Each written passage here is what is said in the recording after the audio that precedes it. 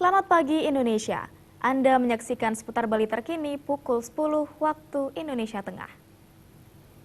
KPU Provinsi Bali saat ini masih menunggu hasil konsultasi dengan KPU RI terkait proses tahapan Pilwali Kota Denpasar.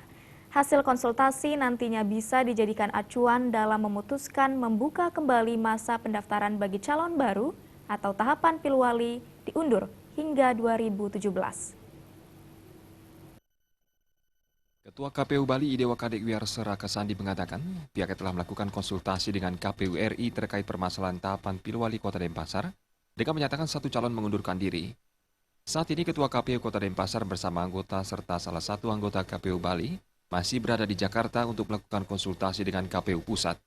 Hasil konsultasi diharapkan bisa menjadi acuan KPU Provinsi Bali untuk membuka kembali pendaftaran bagi calon baru atau proses tahapan Pilwali Kota Denpasar diundur hingga 2017.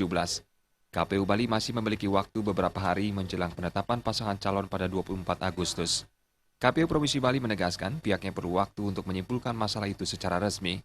Penetapan pasangan calon tetap ya, ataupun ada calon yang tidak bisa ditetapkan karena tidak memenuhi syarat ya, atau karena mengundurkan diri dan lain sebagainya, secara resmi akan dilakukan pada tanggal 24. Nah, itu sesuai dengan peraturan KPU nomor 2 tahun 2015. Artinya apakah masih akan dibuka lagi pendaftaran atau tidak, ya kan?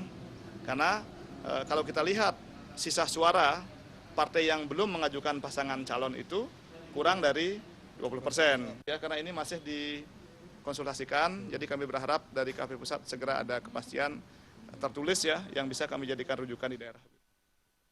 Raiswantara dan Saputra, Bali TV. Pemirsa, demikian seputar Bali terkini kali ini.